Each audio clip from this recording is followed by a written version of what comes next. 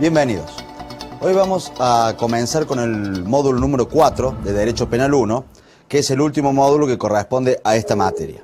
Habíamos visto como objetivos generales de la materia que debíamos determinar cuando nos encontramos frente a una conducta delictiva, distinguir entre un hecho consumado de un hecho tentado, precisar cuáles son todos los mecanismos que utiliza el juez a los fines de determinar la pena y a los fines de establecer que existe un delito. Todos estos elementos siempre vistos bajo un prisma constitucional, en el sentido que son las garantías más importantes que están presentes dentro de nuestro sistema penal. El esquema conceptual referente a la materia: habíamos visto el concepto de derecho penal, sus principios generales en las unidades 1.7, después avanzando habíamos visto lo que era el injusto penal, es decir, aquello que era típico y antijurídico, y en el último módulo que habíamos visto, finalmente habíamos visto lo que era el delito, es decir, el hecho típico, antijurídico y culpable, para poder saber cuando estamos frente a un delito y aquellas causas que excluían cada uno de estos esquemas sistemáticos de la teoría, como así también lo que se refería al concurso de delito y la participación. Ahora, en este último módulo, lo que veremos básicamente, estudiaremos lo que es las consecuencias del delito, es decir, ahora ¿qué sucede cuando ya estamos frente a un hecho delictivo? Lo que sería básicamente la aplicación o no de una pena. Por eso, los objetivos de este módulo básicamente es comprender que no alcanza con que estemos frente a una conducta delictiva, sino que a los fines de aplicar la pena es necesario que existan otra serie de requisitos que deben estar presentes o ausentes a los fines de poder decir que a esa persona se le puede aplicar una pena. Así como un esquema conceptual básico, vamos a ver lo que es la punibilidad, es decir, la posibilidad de aplicar pena, la acción penal, que es la persecución que hace el Estado, que son las excusas absolutorias, es decir, cuando a una persona no se le aplica pena a pesar de haber cometido un delito, qué son las penas, el fundamento y clasificación de las mismas, cómo se determina una pena, ya que el legislador la establece en abstracto generalmente, cuando son penas divisibles, por ejemplo el homicidio de 8 a 25 años, cómo hace el juez para fijar la pena que le corresponde.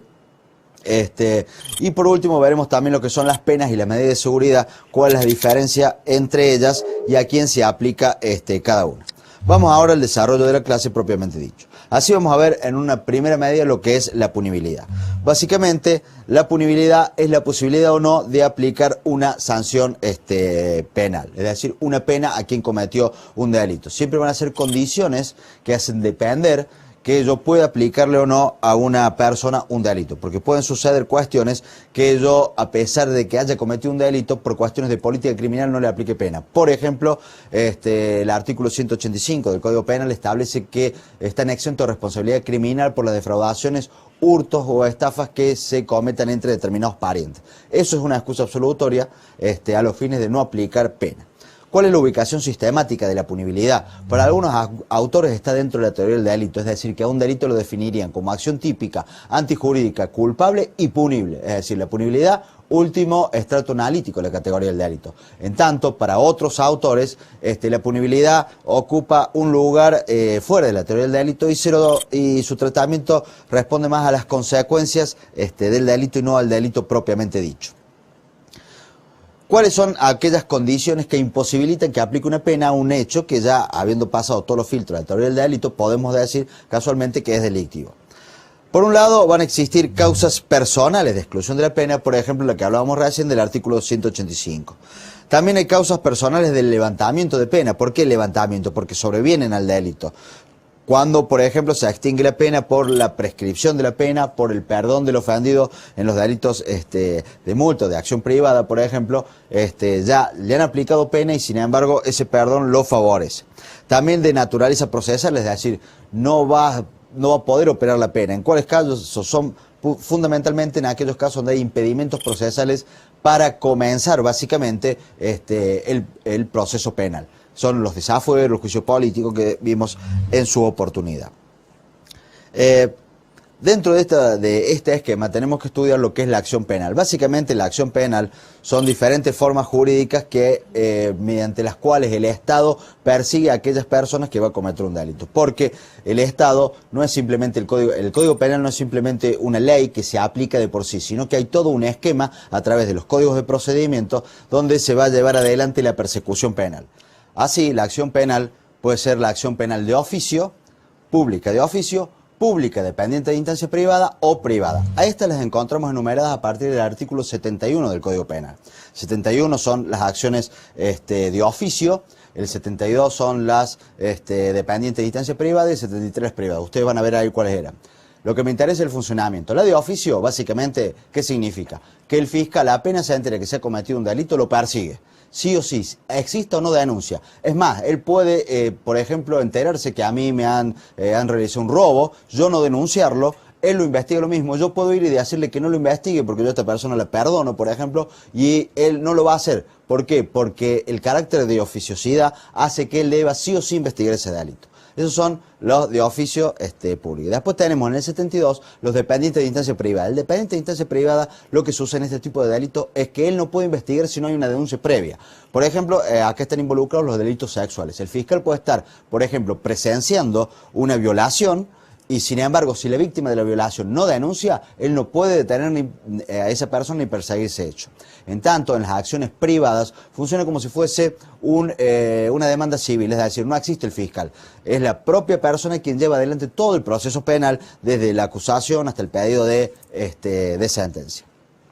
Esas son entonces las acciones penales. Ahora, esa posibilidad que tiene el Estado de perseguir penalmente a los individuos a través de la acción penal no es in eternum, es decir, en algún momento esa posibilidad, esa facultad que tiene el Estado cesa. Y eso es lo que se conoce como extinción de la acción penal. Hay una serie de pautas, una serie de situaciones que se dan que van a hacer que se extinga la acción penal, lo que significa que el Estado, a pesar que tenga interés en querer saber cuál es el resultado, quién cometió un determinado delito, no podrá hacerlo si se dan algunas de estas causales. Estas causales se encuentran previstas en el artículo 59 del Código Penal. Y así tenemos que la acción penal se va a extinguir en primer lugar por la muerte del imputado. ¿Qué significa esto? Si nosotros vimos que una de las características de la pena era la personalidad de la pena, que se aplica a la persona, que no se le puede aplicar pena a nivel penal, ¿no es cierto?, a un individuo diferente que aquel que ha cometido el hecho, con la muerte del imputado se extingue la acción penal. Otra situación que se extingue la acción penal es la amnistía. ¿Qué es la amnistía? La amnistía es una ley que dicta el Congreso de la Nación, generalmente, y lo que hace es una especie de olvido de hechos, no de personas. Es decir, la ley de amnistía es una ley general que dice, por ejemplo, los hechos vamos a suponer que en un determinado lugar donde hubo una inundación se cometieron muchos robos, muchos delitos sobre la propiedad, porque la gente abandonaba sus hogares. Entonces, después que pasa todo eso y a los fines de pacificar, se dicta una ley de amnistía donde se dice: todos los delitos contra la propiedad cometidos en tal periodo, en tal lugar, que es el lugar de la inundación, quedan amnistiados. Por lo tanto, no se pueden perseguir más a esos hechos. Como ven, se amnistían los hechos, no a personas, al margen que termine afectando a personas, ¿no? Siempre alcanza la totalidad, es decir, todos los hechos que se comprenden en los delitos de la propiedad, y siempre, como les dije, una ley dictada por el Congreso. No es el Poder Ejecutivo quien dicta la amnistía, sino el Congreso. Y es de orden público, ¿por qué? Porque se impone coactivamente su cumplimiento. Otra situación en que se extingue la acción penal es la prescripción. La prescripción también es una causa por la cual se extingue la acción penal por el transcurso del tiempo. Es decir, el mero transcurso del tiempo hace que si el Estado no ha demostrado a través de sus organismos su intención de querer perseguir un delito, de querer solucionar un conflicto social de esta naturaleza, entonces prescribe, ya no tiene posibilidad de hacerlo. Los plazos de prescripción de la acción penal lo van a ver dentro del Código Penal, en el artículo 62, están los plazos de prescripción de la acción penal. Por supuesto que la acción penal también se puede interrumpir, el curso de la prescripción de la acción penal se puede interrumpir o suspender. Eso lo van a encontrar en el artículo 67. ¿Cuáles son las causas de suspensión y de interrupción? ¿Cuál es la diferencia? En la suspensión, cuando aparece una causa suspensiva de la prescripción, lo que sucede es que se deja de contar el tiempo transcurrido. Por ejemplo, voy prescribiendo 2 años, aparece una causa suspensiva, no se cuenta. Cuando desaparece la causa, sigo contando desde los 2 años. En tanto, una causa interruptiva, en el mismo ejemplo, si yo venía prescribiendo 2 años y aparece una causa interruptiva de la prescripción, como es la comisión de un nuevo delito, automáticamente se empieza a contar de cero. Es decir, no aprovecho esos 2 años. Si yo prescribí a los 6... ¿no es cierto?, habían transcurrido 2. Cometo un nuevo delito, vuelvo a contar hasta los 6 años. Esta causa de suspensión, como dijimos, se encuentra en el artículo 67, en la primera parte, mientras que las causas de interrupción de la prescripción también se encuentran en la última parte del artículo 67.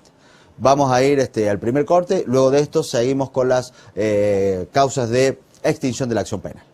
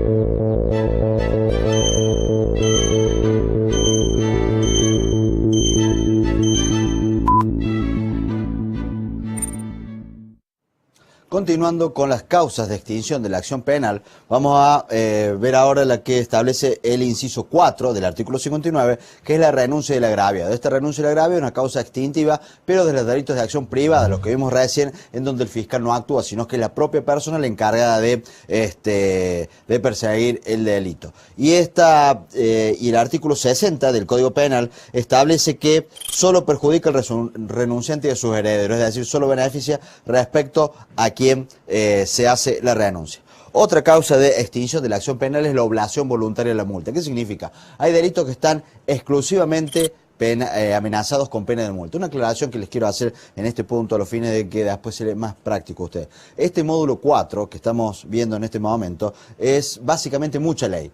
Por lo tanto, es muy importante que ustedes lean el Código Penal constantemente porque es mucha ley, es poco lo que se puede explicar respecto al tipo de explicaciones o ejemplos con los que trabajamos los módulos anteriores.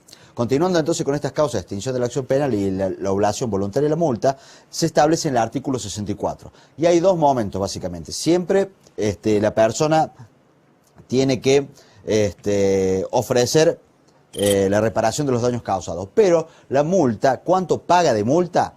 Es en aquellos delitos que exclusivamente están penados con multa, no cuando hay multa o prisión o multa y prisión. Únicamente aquellos delitos que están exclusivamente penados con multa, antes que se inicie el juicio, pagando el mínimo de la multa, extingue la acción penal. Significa, no se lo pueden perseguir más penalmente. Y ahora, luego de iniciado el juicio, el máximo de la multa prevista para ese tipo de delito es lo que debe pagar para extinguir la acción penal. ¿En qué lo favorece esto? Y en que no le quede ningún antecedente. No hay ninguna condena penal por haberla extinguido. Ahora vamos a ver otra causa de extinción de la acción penal, que es la suspensión del juicio de prueba. La suspensión del juicio de prueba está en los artículos 76 y 76 ter del Código Penal. Básicamente ustedes lo van a ir leyendo, ahí pueden ver en pantalla algunos de los requisitos. Simplemente ustedes verán que son artículos sumamente extensos, así que voy a hacer referencia a dos o tres cuestiones que quiero que tengan muy presentes. Primero, que la suspensión del juicio de prueba es de un delito de acción pública, es decir, no funciona para los delitos de acción privada. Segundo, dice reprimido con pena de reclusión o prisión, por lo tanto no funciona ni para las inhabilitaciones, que es otro tipo de pena, ni para las multas, cuyo máximo no exceda de 3 años, es decir, por un fallo de la Corte, la jurisprudencia considera que cuando habla de los 3 años no es en abstracto, sino en concreto, le deberían tocar 3 años de prisión, de condena, puede solicitar la suspensión del juicio a prueba. Y dice, podrá solicitar suspensión del juicio a prueba. Es decir, no es que de oficio el tribunal, ni el tribunal lo hace de oficio, ni el tribunal le ofrece a la persona que suspende el juicio a prueba. Que de esto se trata, por eso se llama probation o suspensión del juicio a prueba, porque ¿qué significa? Le suspendo el juicio a prueba. ¿A prueba de qué? A prueba de que cumpla determinados requisitos durante un tiempo. Si durante un tiempo cumple todos esos requisitos, no le hace el juicio, ¿y cuál es la consecuencia? Se extingue la acción penal. Ustedes van a ver a lo largo del artículo 76 bis y del 76 ter, del 76 bis fundamentalmente cuáles son los requisitos. Y en el 76 ter, cuál es la consecuencia que acarrea, por ejemplo, cuando transcurre el plazo de suspensión del juicio, cumpliendo las condiciones que se establecieron. Básicamente dice cuánto el plazo para poder otorgarse una segunda probation, todas esas cuestiones están ahí. Lo que interesa es que quede claro que solamente son para delitos, que lo debe solicitar, debe haber acuerdo del fiscal, el tribunal lo puede otorgar, todas las condiciones que también tienen que ver con el artículo 27, se las pueden leer solo, no le va a crear ninguna complejidad adicional.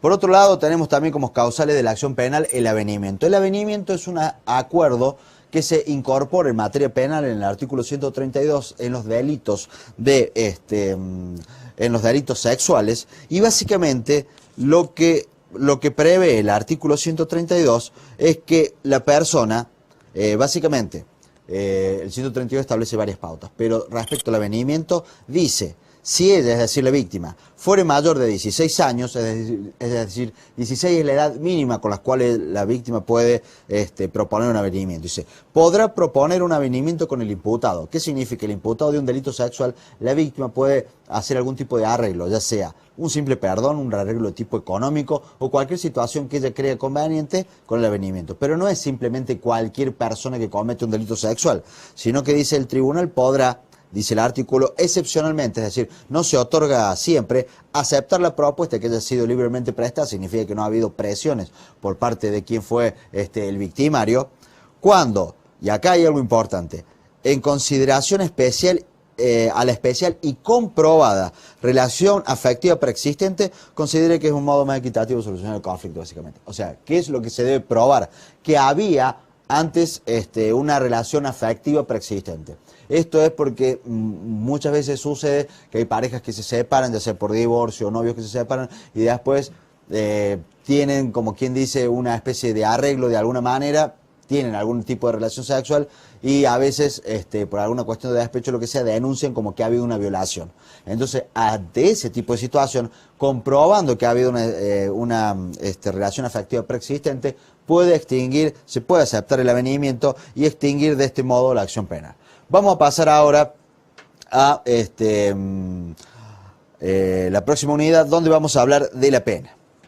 La pena, básicamente, siempre será un castigo para el delincuente, al margen de las finalidades que nosotros creamos que puede tener la pena sobre el delincuente, si lo va a resocializar o no lo va a resocializar, si lo va a intimidar para que no cometa nuevos delitos, no lo va a intimidar, si en realidad lo que está haciendo es coaccionar a la sociedad o tratar de que la sociedad no cometa delitos. Lo que es seguro que para el delincuente, para quien está condenado a una pena, siempre será un mal en ese sentido.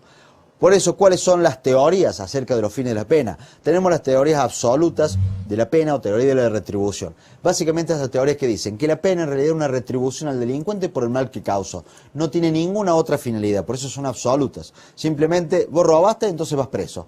Nada más que eso, no tiene ninguna otra finalidad. En cambio, las teorías relativas o teorías de la prevención, lo que expresan básicamente que con la pena se puede buscar otro tipo de fines. Y así, dentro de estas teorías de la prevención, tenemos una teoría de la prevención general que se dirige a toda la sociedad y una teoría de la prevención especial que se dirige al individuo. La prevención general y la especial, ambas pueden ser positiva y negativa. La general, que se dirige a la sociedad, ¿cuándo es positiva? Cuando se dice que el fin de la pena o el fin del derecho penal es que la sociedad se motive la norma, se comporte como la norma está indicando, motivándose en los valores que la misma está expresando. Y es negativa cuando se dice que la norma lo que hace es coaccionar a la sociedad con una amenaza de pena a los fines que cumple la norma penal. En tanto, en la prevención especial será positiva en la medida que la prevención especial actúa sobre el delincuente, y será positiva cuando la finalidad es resocializarlo, es decir, para volver a reinsertarlo en la sociedad, y será negativa cuando la finalidad es intimidarlo a los fines de que no sea reincidente, no cometa nuevos delitos. Ya comete un delito, pero digamos la idea de la negativa es que no cometa nuevos delitos. ¿Cuáles son las clases de pena? Tenemos penas privativas de la libertad, que son la reclusión o la prisión. Tenemos penas que afectan el patrimonio, que son las multas, y tenemos penas que afectan los derechos, que son las inhabilitaciones. ¿Cuáles son las clases de penas? Están enumeradas en el artículo 5 del Código Penal.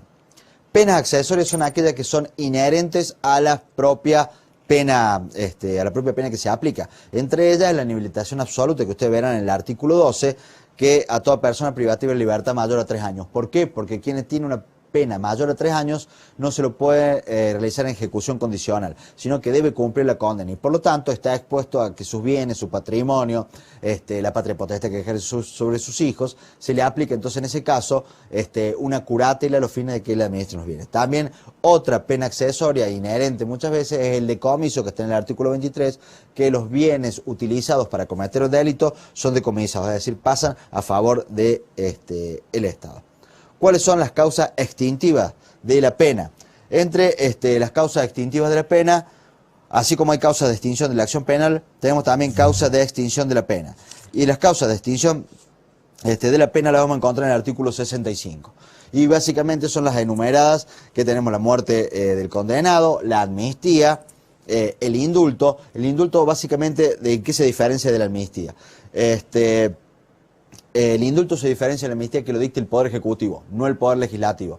Se indultan personas y no hechos. Sí tienen que ser personas condenadas, porque extingue la pena, no la acción penal. Por lo tanto, no se pueden indultar a personas que están procesadas. Y como les dije recién, es una facultad del Poder Ejecutivo que está en el artículo 99. Otra es por la prescripción, es decir, el transcurso del tiempo, cuánto tiempo debe transcurrir. Todo eso está previsto en el artículo 65 y básicamente el tiempo que debe transcurrir es aquel por el cual se lo ha condenado la persona.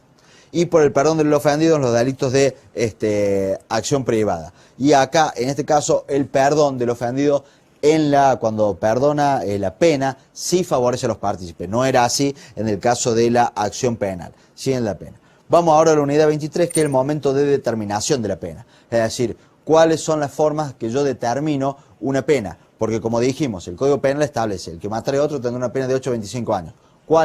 ¿Cómo individualiza el juez la pena?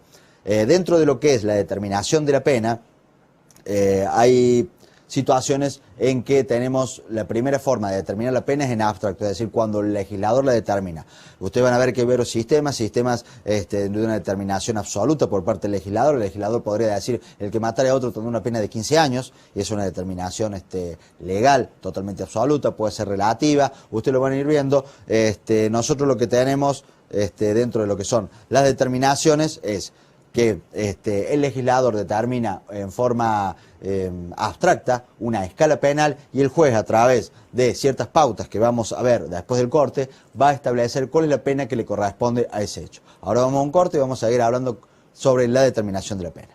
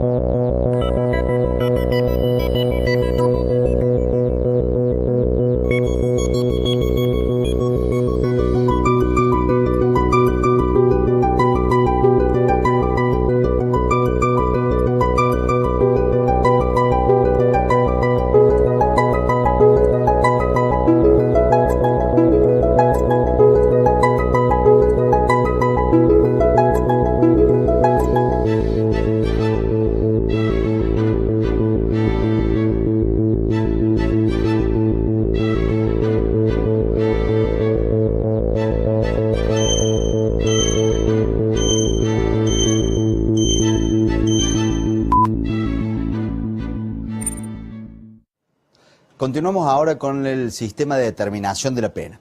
El sistema de determinación de la pena tenemos que tener presente, como habíamos dicho, que las penas podían ser de prisión, multa o inhabilitación. A los fines de determinar la pena, las pautas que fija se le fija al juez al momento de determinar la pena están establecidas en los artículos 40 y 41 del Código Penal. El artículo 40 básicamente dice que las penas divisibles son aquellas que no son perpetuas.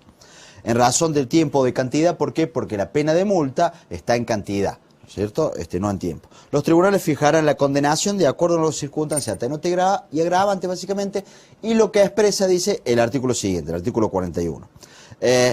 Y los efectos del artículo anterior se tendrán en cuenta. Y ustedes van a ver una serie de cuestiones que son circunstancias del delito en el inciso 1 y circunstancias, en el inciso 2, circunstancias que hacen al delincuente. Eso no le va a crear ningún tipo de dificultad, lo pueden leer ustedes solos. Lo que sí les marco para que observen que va a hablar de la peligrosidad del 41 también. Y ese criterio de peligrosidad no está tan cercano a lo que nosotros venimos hablando constantemente de un derecho penal de hecho, un derecho penal de autor, un derecho penal de culpabilidad, un derecho penal de peligrosidad. Si nosotros decimos que nuestro derecho penal es liberal porque protege libertades, no se castiga a las personas por su forma de ser, sino por lo que hicieron, estamos cerca de un derecho penal de culpabilidad. Sin embargo, fíjense ustedes que al momento de establecer la pena, el juez va a tener en cuenta la peligrosidad. Es decir, entre todas las cuestiones que él tiene en cuenta a los fines de establecer pena, se incluye la peligrosidad. Y las pautas están en los artículos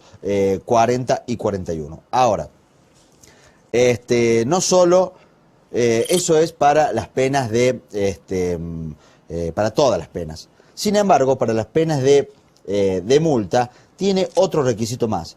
¿Qué dice el artículo 21, por ejemplo, del Código Penal? Que cuando habla de la multa dice: la multa obligará al reo a pagar la cantidad de dinero que determine la sentencia, teniendo en cuenta, además de las causas generales del artículo 40, que es la que vimos recién, la situación económica del penado. ¿Por qué es esto? Porque no es cuestión de que a mí me dé la ley la posibilidad de aplicar 10.000 pesos de multa cuando la persona a la que le estoy por aplicar tal vez se merezca 10.000 pesos de multa, pero no puede responder para pagar esa multa.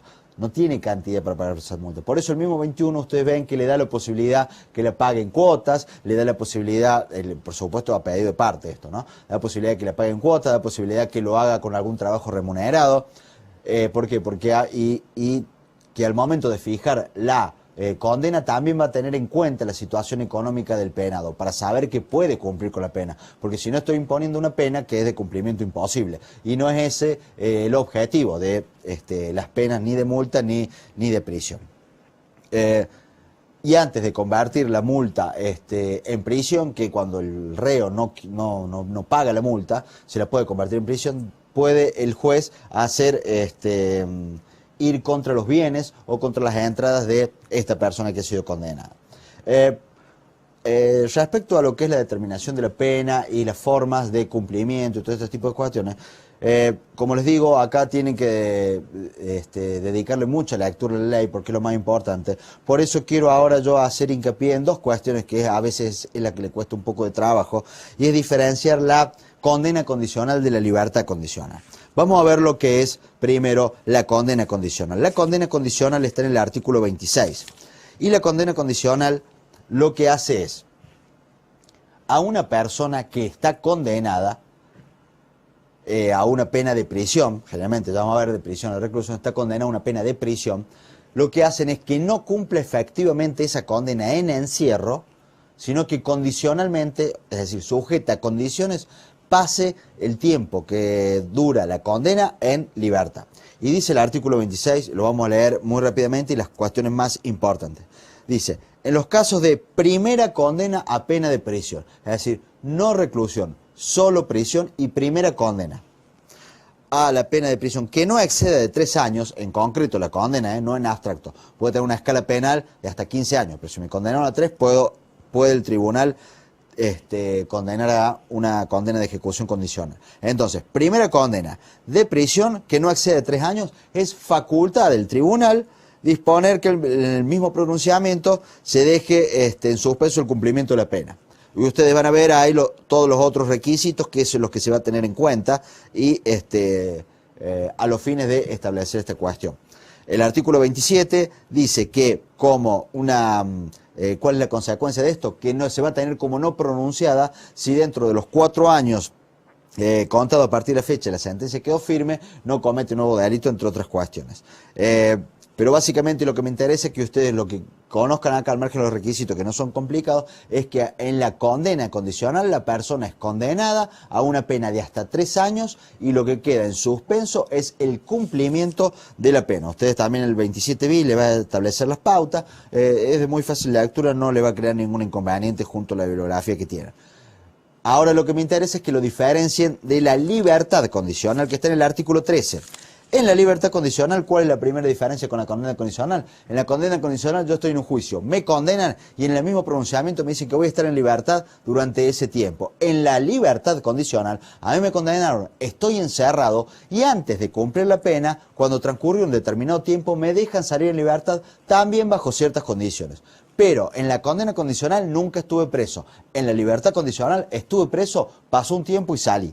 ¿Qué dice el artículo 13? Básicamente, el condenado a reclusión o prisión, cualquiera de los dos, la condena condicional es solo primera condena a prisión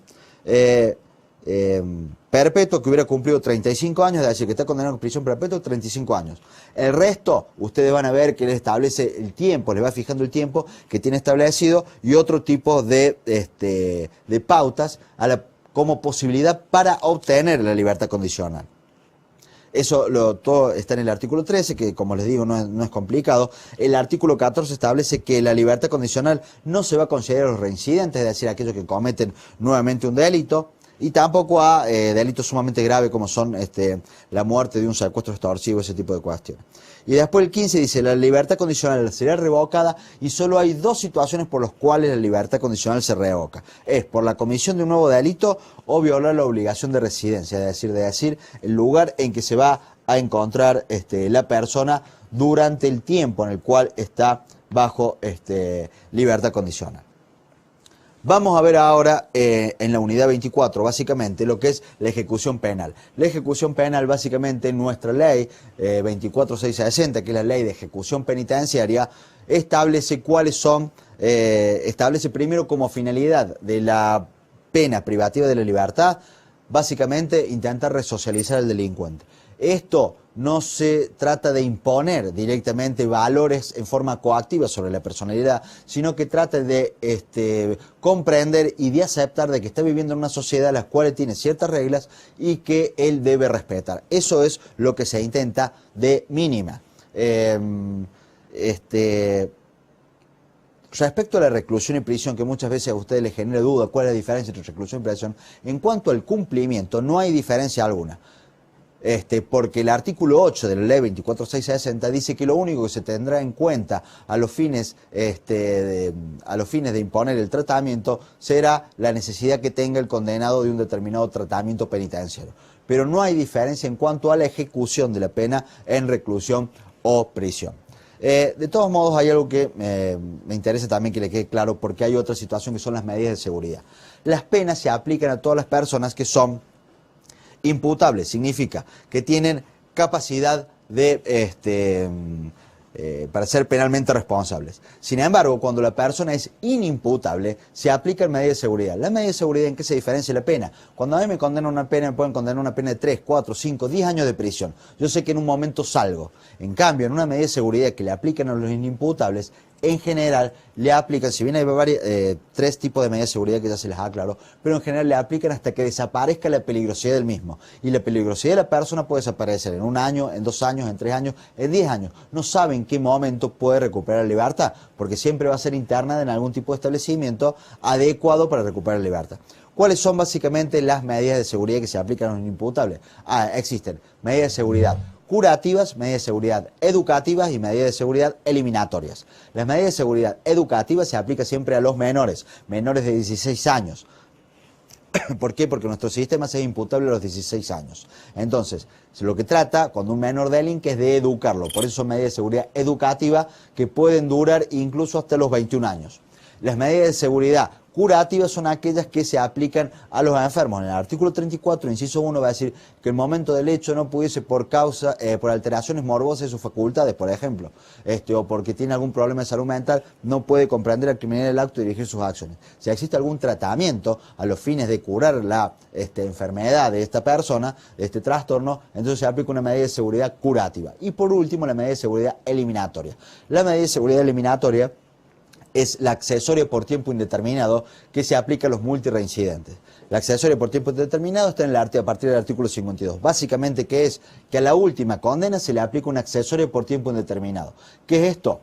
¿Cómo funciona en la práctica? Si a una persona la condenan a 6 años, cuando cumple 6 años, se empiezan a contar 5 años más, es decir, 11. A los 11 puede solicitar la libertad condicional en los términos que habíamos visto del artículo 13. Si se dan esos requisitos, le otorgarán la libertad condicional a esta persona. Si no, tendrá que permanecer otros 5 años para volver a pedir la libertad condicional.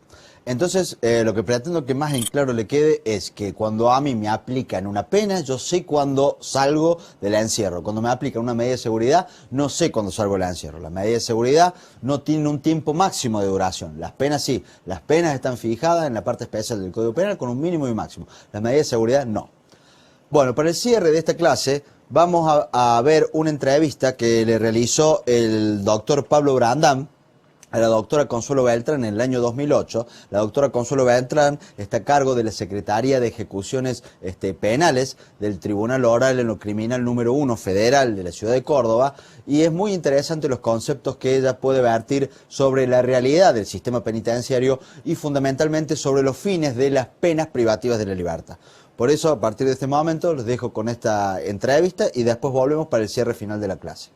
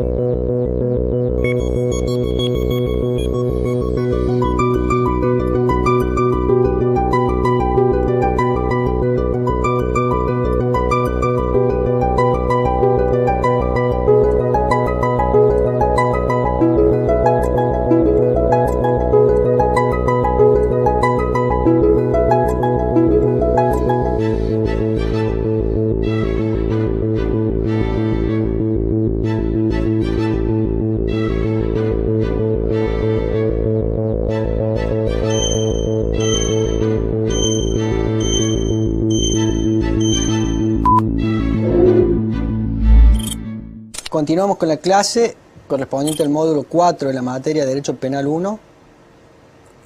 Por invitación y propuesta de la Universidad de Élida Jiménez, se propuso desde la universidad invitar a un especialista en la materia. Es así que, pensando a la hora de desarrollar la temática propia del módulo 4, se me ocurrió invitar a la doctora Consuelo Beltrán, especialista en la materia, secretaria de ejecución del Tribunal Oral en lo Criminal Federal número 1 de Córdoba, abogada, psicóloga, docente invitada de la Facultad de la Cátedra de Ejecución de Pena de la Facultad de Ciencias de Derecho y Ciencias Sociales de la Universidad Nacional de Córdoba, a los fines de hacer una serie de preguntas relacionadas con la temática abordada en los módulos anteriores. Hola Consuelo, ¿qué tal? ¿Cómo andas? Hola Pablo, gracias por invitarme. No, gracias por venir, y creo que es importante este método, este recurso metodológico a los fines de transmitir a los alumnos la experiencia que tenés vos como secretaria de ejecución, bueno, y de esa manera incentivarlos a ellos al estudio en la temática propia de las penas, la finalidad de las penas y la ejecución de las mismas. Bueno, tengo una serie de preguntas que creo yo que son preguntas que van a abrir un montón de cuestionamientos y recuestionamientos relacionados con la temática propia de la materia. Por ejemplo, la primera de ellas sería: ¿qué se entiende por resocialización? Así nos podés brindar tu experiencia frente al concepto. Bueno, sí, creo que la pregunta es pertinente porque desde los tratados empecemos, digamos, por brindar un marco a la pregunta, porque no podemos entrar a hablar de resocialización sin mencionar en qué marco o concepto lo vamos a incluir. La resocialización es un concepto, digamos, que se inscribe dentro de lo que se llaman las ideologías RE. Habitualmente todas las ideologías RE hacen referencia a reeducación, readaptación, resocialización de los condenados.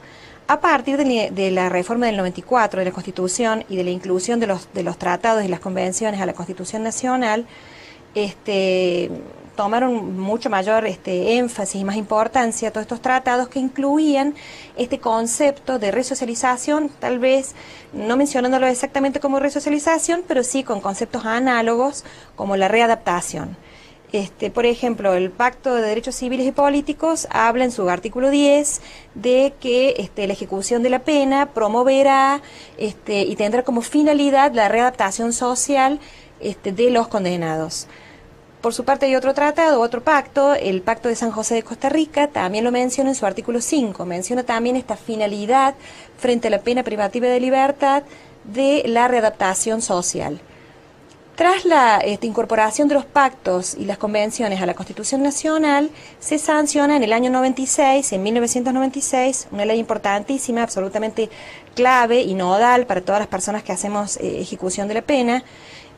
Tal vez valga que yo indique de qué se trata la ejecución penal, ya que sí, por supuesto. digamos, tal vez es un concepto que no esté tan difundido. Mi tarea específicamente se ocupa, ejecución penal implica ocuparse de todo lo que es la fase ejecutiva justamente de la pena, valga la redundancia, tanto de la pena ejecutiva, de la pena privativa de libertad, como de la multa o de la inhabilitación. En el espectro, digamos, más importante de la ejecución penal está centrado en el problema carcelario, de manera que podría decirse que mi función como funcionaria judicial está centrada en controlar, luego que se condena al sujeto, para decirlo a grandes rasgos, porque tiene múltiples aspectos, todo lo que se refiere a tratamiento penitenciario, a todo lo que es cumplimiento de la pena, en sus diversos y múltiples e interdisciplinarios aspectos, ¿sí? Volviendo al concepto de resocialización, en el año 1996 se sanciona la ley 24.660. Yo creo que vino a plasmar en nuestro derecho positivo, digamos, todos estos aspectos que ya estaban incorporados a la Constitución, una ley importantísima que reformó un decreto reglamentario que era el 412/58, que era la vieja, digamos, normativa que se tenía para todo lo que era el problema carcelario, y esta ley consagra la resocialización como finalidad de la ejecución de pena. Yo creo que es importante aclarar que es finalidad de la ejecución de la pena. ¿Por qué lo decimos? Porque podríamos pensar, como el artículo dice que la ley, el artículo primero de la ley 24.660 menciona que tendrá como finalidad, así como lo mencionamos los pactos con relación a la readaptación, la ley menciona que la pena privativa de libertad tendrá como finalidad la readaptación social, ¿sí? La readaptación y la resocialización. Sería frente a ello, digamos, también te quisiéramos preguntar, ya que lo dijiste, la readaptación social mínima. ¿Qué diferencia tendría con la readaptación social la máxima, que es tema que hemos visto en la clase? Bueno, el punto es que se entiende por resocialización, ¿no es cierto? O sea, lo primero que hay que precisar es que se entiende. La resocialización se entiende, digamos, como un proceso mediante el cual el condenado tiene que aprender a comprender la ley y a comportarse de acuerdo con ella. Ahora, el problema es cuál es el límite o cuáles son los alcances del concepto de la resocialización. Eso no está en la ley, de manera que es materia de interpretación. La dogmática, o digamos los teóricos, o los juristas, y por qué no, y el Poder Judicial, cuando llega el momento, digamos, de que tiene que aplicarlo, se encuentra con serios problemas al momento de precisar cuáles son los límites y cuáles son los alcances del proceso de resocialización, ¿no es cierto? Porque podría ir de un espectro muy mínimo, como estás planteando vos, a una readaptación o una resocialización máxima. ¿Qué quiere decir esto? Que frente a la interpretación, digamos, o frente al problema de interpretación que plantea el artículo primero de la ley, ¿qué debemos esperar o qué podemos exigir al condenado en términos de resocialización? El tribunal en donde yo cumplo tareas fijó un criterio por vía jurisprudencial, de acuerdo a interpretaciones que ya se hacen teóricamente, ¿no es cierto? Para un caso que tuvimos en el año 2004, el tribunal, fijando este criterio, entendió que se trataba de una resocialización mínima. ¿Esto qué quiere decir? Que al condenado solo es exigible pedirle, digamos, valga la redundancia, pedirle que se ajuste por vía, digamos, de una conducta que externamente sea acorde con la ley.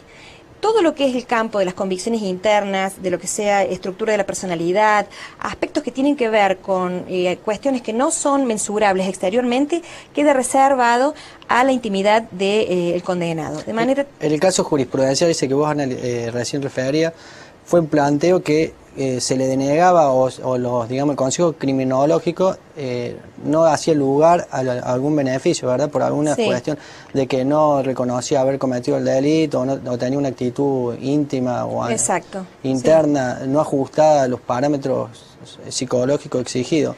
Claro, en ese porque sentido, digamos. sucede, digamos, con la resocialización al plantear estos problemas interpretativos, le da al tratamiento penitenciario y se torna, digamos, la cuestión de si un sujeto está resocializado o no, si va avanzando en este proceso de la resocialización dentro del régimen progresivo, le da un sesgo, digamos, una carga psicologista a la cuestión de la resocialización, lo cual implica trasladar a las áreas técnicas y particularmente a los psicólogos que trabajan en la cárcel la evaluación mediante test o mediante distintos tipos de dictámenes, la evaluación de si esta persona está avanzando en su proceso de resocialización. Esto plantea un primer problema para los operadores judiciales, que es muy difícil controlar los dictámenes psicológicos, ¿sí? Entonces, como es muy difícil controlar esos dictámenes psicológicos, plantea un marco, digamos un margen, mejor dicho, de discrecionalidad para las áreas técnicas, que podríamos decir que es bastante complicado para los que somos operadores judiciales, ¿sí? Sí. Entonces, teniendo en cuenta esta dificultad, constitucionalmente podemos plantear, al menos para el operador judicial, podemos plantear un obstáculo, una valla constitucional para decir hasta acá. Podemos decir es válido o es constitucional decir que un sujeto está resocializado y más allá de esto no. Es decir, no interesa si un interno o un preso piensa, por ejemplo, que sería muy bueno matar, por ejemplo, a toda la población negra, mientras esto no se traduzca en una conducta exterior que sea reprochable desde el punto de vista legal, ¿sí? O sea, todo aquello que la persona cree o todo aquello que sea adjudicable a aspectos de su personalidad queda dentro del ámbito de reserva que está protegido por el artículo 19 de la Constitución Nacional. Forma parte, por otro lado, de la intimidad y la dignidad de sí interno poder pensar lo que él quiera. Sí, le es exigible una conducta ajustada a la norma. Eso es resocialización mínima, ¿sí? O sea, dentro de lo que es el tratamiento penitenciario, el juez de ejecución, en este caso la Secretaría de Ejecución, que forma parte, digamos, del tribunal oral que lo condenó, controla que la conducta que va desarrollando un interno dentro del tratamiento sea ajustada a las normas. Eso es el parámetro que debe tomar el Consejo Criminológico o las áreas técnicas para poder evaluar la resocialización y es lo constitucionalmente admisible. Si bien es muy difícil para el operador judicial, en mi caso, digamos, en el caso del tribunal, de los jueces, evaluar los dictámenes psicológicos, creo que eso constituye un instrumento, lo que es constitucionalmente admisible, vuelvo a decir, es un instrumento que nos sirve como marco para poder saber hasta dónde podemos exigir una resocialización. Perdón, no sé. No, te quería decir, por otro lado, la resocialización máxima implica algo que no pertenece, según creo, y según creo que el tribunal también lo piensa así, algo que no pertenece a un Estado democrático y pluralista, que es un programa de pensamiento, de convicciones o de ideas que se le impone a un interno. Eso no es ni constitucional, ni es democrático, ni pertenece a una sociedad pluralista. O sea, cada persona puede pensar lo que quiera, en tanto esto no se traduzca en acciones que sean lesivas o contrarias al derecho. Desde tu experiencia y de tu función de secretaria, ¿crees que las penas privativas de libertad resocializan? Bueno, la verdad que es una pregunta difícil de contestar. Estamos hablando, digamos, de una faz de lo que yo puedo ver en la práctica, de mi experiencia. Yo creo que para poder decir que una pena resocializa o no, tendríamos que poder hacer un estudio, digamos, un trabajo de investigación que permitiera seguir un interno y poder aislar la variable, por ejemplo, comisión de nuevo delito o alguna de las variables, porque para decir si una persona está resocializado o no, tendríamos que poder decir, resocializado quiere decir, se insertó, desarrolla actividades educativas, trabaja, tiene vida familiar, y por lo contrario decir, no se resocializó quiere decir, por ejemplo, para tomar un solo ítem, cometió nuevo delito. Si entendemos por no resocializado la comisión de nuevo delito, sucede que no es muy difícil aislar esa variable y poder determinar que una persona ingresa nuevamente al sistema carcelario o al sistema penal nada más que porque no fue resocializado. Porque en la reiterancia o la reiteración delictiva o en la reincidencia son muchos los factores que intervienen para poder llevar a un sujeto a que entre nuevamente dentro del circuito a ser captado por el sistema penal. Por lo general, los factores que tienen que ver con la reiteración o con la reincidencia no guardan relación, creo yo, con cuestiones que tengan que ver con el proceso de resocialización, sino con otro tipo de factores que podríamos llamar de tipo estructural, o sea, factores de tipo socioeconómico, culturales, educacionales, porque en general, esto es sabido y creo que no es nada nuevo lo que yo voy a decir, creo que lo vemos todos, la población carcelaria, la cárcel, está poblada de gente que, en general, gente pobre, de gente que no tiene muchas posibilidades o personas que de por sí resultan más vulnerables, el término es vulnerabilidad, resultan más vulnerables a caer dentro del sistema penal. O sea que es muy difícil poder decir que si la pena de privativa de libertad resocializa o no. Yo, en mi opinión personal, creo que no resocializa. No resocializa, primero porque lo que vemos son más bien efectos de deterioro dentro de la cárcel, ¿no? Relacionado con esto, ¿tienen fácil acceso los internos digamos, áreas laborales, educativas, etcétera? Ya que estamos hablando de resocialización.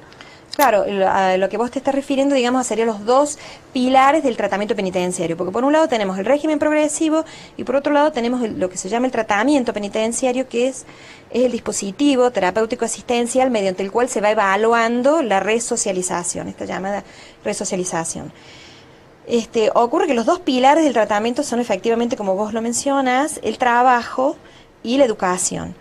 En este momento, a partir, digamos, de la crisis del motín, hubo una declaración de emergencia carcelaria con esta nueva gestión, con este nuevo gobierno provincial, que puso sobre el tapete todas las dificultades que estaban ocurriendo, que son muy conocidas por todos los que hacemos de ejecución, pero bueno, el motín vino a dar una mayor publicidad a una serie de problemas de hacinamiento, falta de trabajo, falta de oportunidades para educarse. En general, son pocos los internos que tienen posibilidades de incluirse en cursos, o son pocas las vacantes que hay para trabajo. En general, cuando uno pregunta, se dice tiene que esperar, no hay vacantes todavía, hay cuestiones presupuestarias, cuestiones de infraestructura dentro de la cárcel que hacen que sean pocos los internos que tienen posibilidades. En este momento yo creo que sí, tras la declaración de la emergencia carcelaria se ve una impronta, digamos, por parte del gobierno y ha habido convenios, se están firmando convenios con la universidad para tratar de abrir un poco más esto, pero por ahora lo que se ve en la práctica es que realmente son pocas las oportunidades, ¿sí?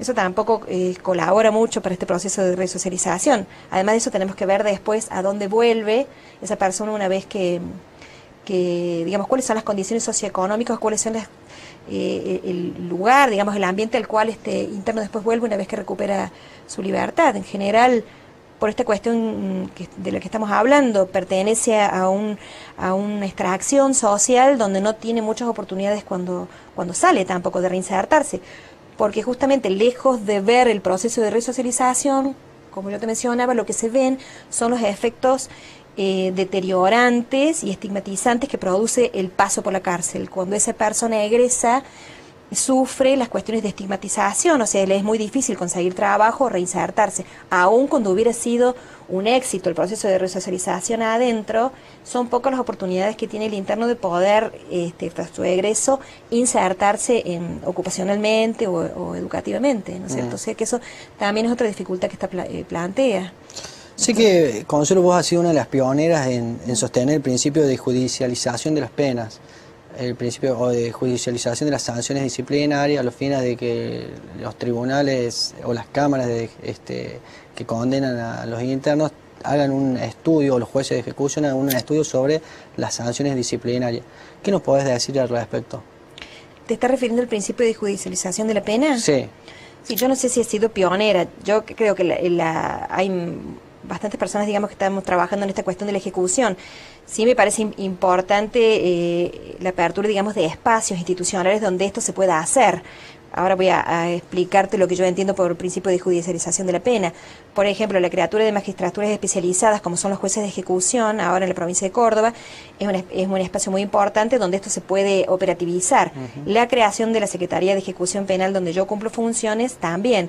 Creo que a partir de la sanción de la ley 24660, las personas que trabajábamos en cámaras nos teníamos que ocupar de los presos, digamos, pero llevó bastante tiempo que esto se hiciera más general o que se extendiera. El principio de judicialización de la pena no solamente ha sido plasmado en la ley 24660, particularmente en los artículos 3 y 4, que forman parte de los principios generales de la ley, sino por vía jurisprudencial. A partir del año 2004, la Corte Suprema, con esta actual integración, sacó un fallo que es un fallo bisagra en esta cuestión de la judicialización, que es el fallo Romero Cacharane. Este principio a lo que hace referencia es a que el juez de ejecución, en este caso la Secretaría de Ejecución o la Cámara que hace las veces de juez de ejecución también, tiene que ejercer un control permanente sobre la fase ejecutiva de la pena. ¿Qué sucede? Tradicionalmente, y porque normativamente también era así, existía, no sé si de manera formal, pero al menos de manera informal eso se veía, estaba impuesta, digamos, lo que se llama la doctrina de especial sujeción. Es una doctrina que tiene una raigambre, podríamos decir, administrativa, que viene de Alemania, que de manera consuetudinaria existía en el país y que implicaba dar un gran margen de discrecionalidad y de arbitrariedad, por qué no decirlo, el servicio penitenciario. Es decir, habitualmente, antes que se sancionara la 24660, por este decreto reglamentario del año que regía desde el año 58, los jueces condenaban a los presos y el preso pasaba a esta institución cerrada, que era la cárcel, a estar en manos del servicio penitenciario. Como si la cuestión de la ejecución de la pena fuera nada más que una cuestión administrativa. Eso es un concepto que hasta el día de hoy sigue circulando. Hay muchas personas aún dentro del Poder Judicial que creen que la cuestión de ejecución penal es más una cuestión administrativa que una cuestión penal. De hecho, tiene, yo creo, una naturaleza mixta, pero a través de esta ley lo que vino a consagrar es la competencia material y la obligación para el juez de ejecución de controlar judicialmente todo lo que es tratamiento penitenciario y todo el paso del interno y todas las decisiones administrativas que toma el servicio penitenciario sobre estos presos, sobre estos internos. ¿Sí? O sea, fue, digamos, a pesar de que se sancionó la ley en el 96, la práctica judicial hacía que no se aplicara de manera muy extendida esta cuestión del control judicial o la judicialización de la pena. De manera que hizo falta este fallo, como Romero Cacharane, para el año 2004, fíjense la cantidad de años, estamos hablando de 8 años después, que es un fallo importantísimo porque vino a poner de relevancia la necesidad de considerar epistemológicamente al preso como un sujeto de derechos. Eso lo dice el artículo 2 de la 24660. Y por otro lado, esta competencia del juez de ejecución que debe controlar de manera muy cuidadosa, constantemente, la fase ejecutiva de la pena, bajo la forma de distintas funciones, ¿no es cierto?, que tiene. O sea, están establecidas en el artículo 3 y 4, pero básicamente el juez de ejecución tiene funciones de tutela, funciones decisorias. Cuando el preso va a egresar, por ejemplo, tiene la decisión de si puede salir o no o egresar bajo formas anticipadas, o cuando cumple la pena la tiene el juez de ejecución. La función de tutela de todas las que sean las violaciones de los derechos fundamentales de los presos. Tiene la función que vos señalás. El juez de ejecución o las cámaras del crimen, cuando no hay jueces de ejecución, actúan como tribunal de apelación frente a las sanciones aplicadas por el servicio penitenciario, ¿sí? O sea, revisamos si son correctas, si son ajustadas a los principios de legalidad. Y en este sentido, judicialización de la pena, yo entiendo que implica un control amplio y muy activo de las decisiones que se toman en la fase administrativa, de manera de realmente salvaguardar los derechos fundamentales de los presos, y bueno, y todo el desarrollo de lo que es el paso del interno dentro del ámbito carcelario.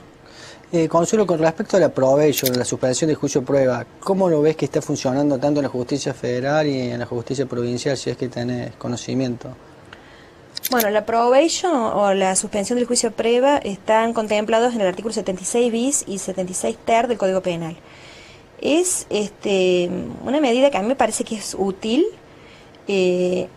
En la justicia federal forma parte, bueno, en tanto los jueces de ejecución de la provincia como en la justicia federal forma parte de la competencia, su control, el control de la probation, una vez que es otorgada este beneficio, forma parte de la competencia material de quienes hacemos ejecución penal.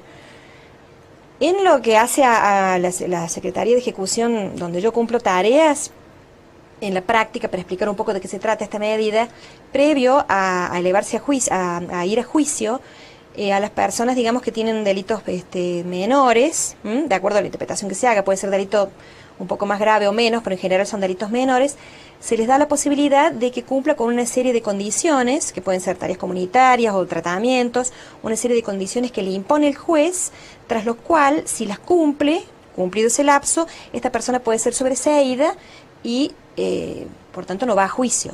Si esta persona no cumple con esas condiciones, se le revoca la probation o la suspensión del juicio de prueba y tiene que ir a juicio. En la práctica, yo debo tener, no sé, creo que cerca de 200 más o menos probation, no sé cuántas tendrán en la provincia probablemente tengan bastantes más. Yo tengo un porcentaje de cumplimiento medias, podría ser algunos de las personas cuyas probation yo controlo cumplen las tareas comunitarias y en otros casos se revoca. A mí me parece que es una medida que es importante porque evita el antecedente personal para el antecedente criminal, digamos, para la persona que la cumple, se borra ese antecedente, o sea que me parece que además que descomprime un poco los tribunales. Descomprime el trabajo. El problema está en que muchas veces, tal vez en la justicia federal no ocurra tanto, pero en la justicia provincial probablemente la cantidad de trabajo que tienen haga que esto no se pueda controlar demasiado. Pero siempre me parece importante difundir y estimular todas alternativas que sean evitar la pena de prisión, ¿no es cierto? Me parece que sobre todo en este tipo de delitos donde realmente son de menor cuantía o de menor importancia. Hoy en Córdoba prácticamente la tesis amplia referida a la probation está aceptada en casi todos los tribunales de Córdoba. ¿Qué reflexión tenés respecto a eso? Sí, eso fue un problema que planteó cuando se instaló cuando se sancionó la cuestión de la probation, de cuál era la escala penal que se iba a tomar, si era una escala penal de delitos de 3 años, si eso era en abstracto o era en concreto, de acuerdo al delito que se imputara a la persona. Actualmente la tesis amplia permite incluir dentro de las personas que pueden beneficiarse con la probation delitos que tienen escalas penales más altas, que superan los 6 años, siempre y cuando se piense, se presuponga que a esta persona se le va a imponer una pena que no va más allá de los 3 años. Entonces, amplía el espectro de delitos que son pasibles, digamos, de ser beneficio, o de imputados que son pasibles de ser beneficiados por la probation. Me parece que es mejor, ¿no es cierto?, poder incluir dentro de este espectro más delitos. Una forma de solución menos cruda y menos gravosa que la pena de prisión. Consuelo, por último, sé que te gusta mucho Zaffaroni y Zaffaroni tiene una posición respecto a la finalidad de la pena, una posición agnóstica, no cree, digamos, que la pena privativa de libertad tenga una finalidad o cumpla con la finalidad. ¿Qué nos podés decir respecto a esta posición del doctor Zaffaroni? Sí, es verdad, Zaffaroni junto con otras personas desarrollan una teoría agnóstica con relación a la pena. Bueno, yo creo que el problema de la finalidad de la pena puede leerse en 2 dimensiones. Hay una dimensión que es más teórica. En la Facultad de Derecho se estudia esta dimensión teórica, los dogmáticos, los que hacen dogmática penal, dividen, digamos, en 2 grandes, podríamos decir, edificios conceptuales o 2 grandes grupos conceptuales, 2 teorías más importantes. Una es la teoría de la pena y otra es la teoría del delito. La concepción que se tenga acerca de la teoría de la pena tiñe necesariamente lo que es la concepción acerca de la teoría del delito. Y plantea seriamente, digamos, cuál es la función que tiene la dogmática penal. Porque la dogmática penal, los juristas, los teóricos, pueden tener frente al sistema penal, que es distinto. Una cosa es el desarrollo del derecho penal y otra cosa es el sistema penal, que somos todos los operadores y todos aquellos que quedan captados dentro del sistema penal, es lo que funciona en la práctica. La función de la dogmática o del derecho penal puede ser legitimar la actuación del sistema penal o bien puede ser controlarlo. Yo creo que si adoptamos una teoría dentro de lo que considero constitucionalmente admisible a la luz de la incorporación de los pactos y el constitucionalismo social y todo este movimiento de garantismo, creo que el papel del derecho penal tiene que ser brindar los elementos que permitan teóricamente poner vallas y un control a lo que sería la potestad represiva del Estado, bajo la forma del sistema penal, ¿sí? Zaffaroni menciona esta cuestión de la teoría agnóstica de la pena, porque en realidad, más que preguntarnos por cuál es la finalidad de la pena, creo que tendríamos que preguntarnos si es que verdaderamente la pena de prisión tiene alguna finalidad o tiene algún sentido. En realidad, tal vez podríamos válidamente preguntarnos por el sinsentido de la pena. La pena históricamente, digamos, no es una solución para los conflictos sociales que sea demasiado antiguo en el tiempo, o sea, en realidad se inicia en la Baja Edad Media, se difundió muy rápidamente, pero ha habido otro tipo de soluciones, como el exilio, como las lesiones corporales.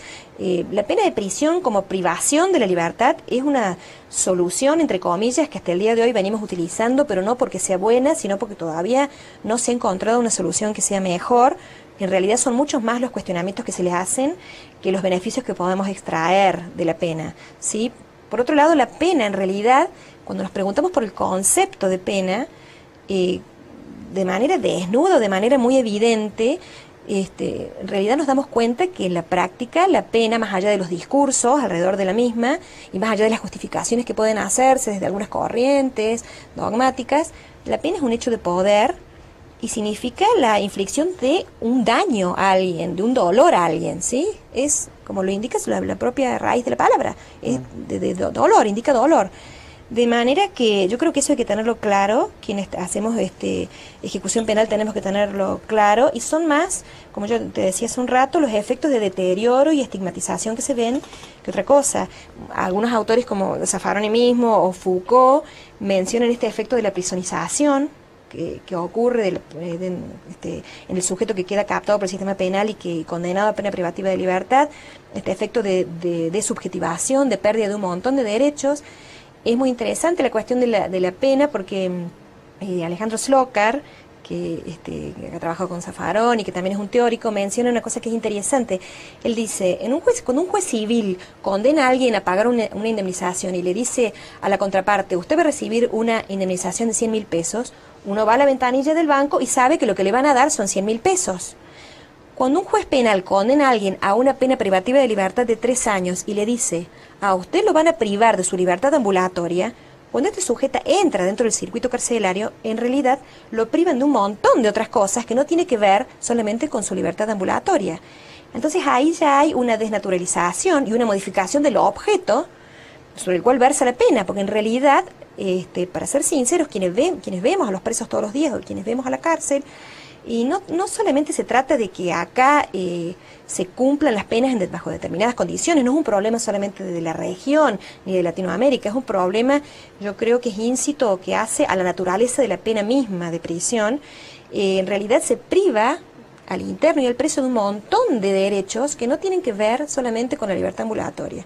Es como que la regla del artículo 19, el principio de reserva, está, o el ámbito de reserva, mejor dicho, está al revés.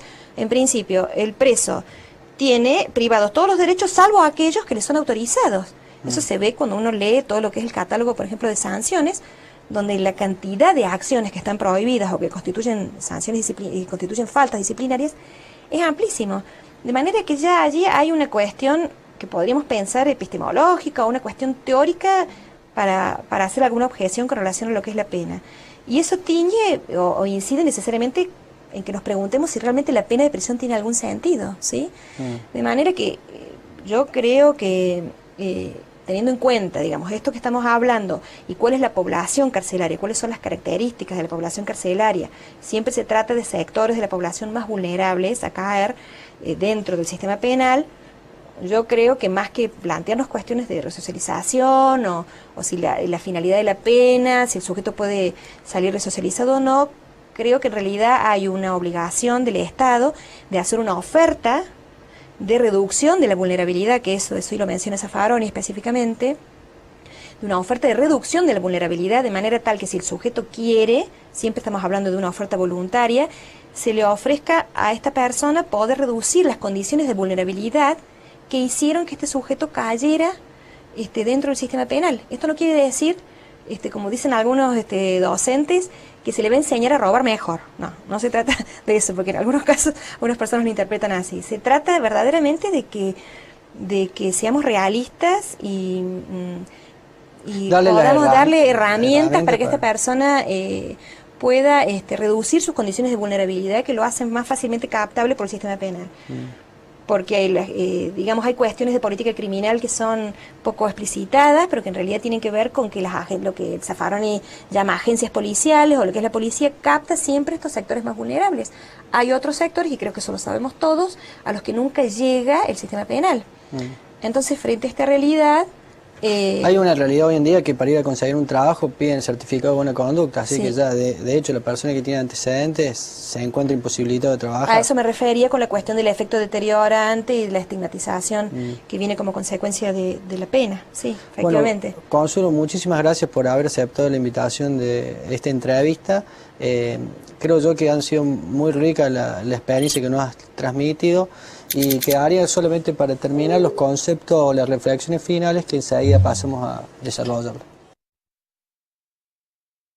Para finalizar, vamos a repasar algunos conceptos claves de este cuarto módulo, insistiendo en que lo más importante de este cuarto módulo es la ley. Es muy poco lo que se puede explicar sobre este cuarto módulo, sino que no queda otra cuestión para estudiar que mucha ley, que como les dije se diferencia de las otras etapas. Lo importante que tenemos que tener en cuenta es la acción penal. ¿Qué es la acción penal? Es decir, esa posibilidad que tiene el Estado, ese derecho-deber que lo ejerce a través de la acción penal, excitando los órganos predispuestos para eso, para perseguir conductas delictivas. ¿Cuáles son las distintas clases de acciones? Las públicas de oficio, las públicas dependientes de interés privada y las privadas. ¿Cómo funciona cada una de estas tres acciones? ¿Cuál es el fin de la pena en nuestro sistema penal? Que vimos que el fin de la pena, y acabamos de ver también la entrevista a la doctora Consuelo Beltrán y su opinión sobre ello, pero vemos que nuestra ley, lo que establece nuestra ley es una resocialización del delincuente, al menos eso es lo que pretende.